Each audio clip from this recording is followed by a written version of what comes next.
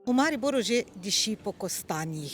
Tukaj le na Trgu Svobode, na začetku Partizanske ceste, so začeli prejšnji teden. Minuli vikend še na glavnem trgu in na novi lokaciji ob Splavarski brvi na Lentu, v soboto pa še na osrednji mariborski tržnici. Prav tako bo Romani Kafenava tudi letos pekel na Osojnikovi ulici pri pokopališču Pobrežje. Cena je 7 evrov za pol litra, 4 evre za četrt litra. Veste kaj, to je bistveno tako. Eno delo, ali pa se dela z veseljem, ali pa se ne dela.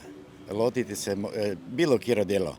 To po mojem, če z veseljem delaš, če z veseljem pečeš, če z veseljem prodajaš, vedno uspeš. Ampak veselje samo ni dovolj. Potrebno je tudi nekaj znanja, da veste, kakšna temperatura, kako dolgo, kakšen kostan. Veste, kak je to? Rečemo, praksa dela v svoji.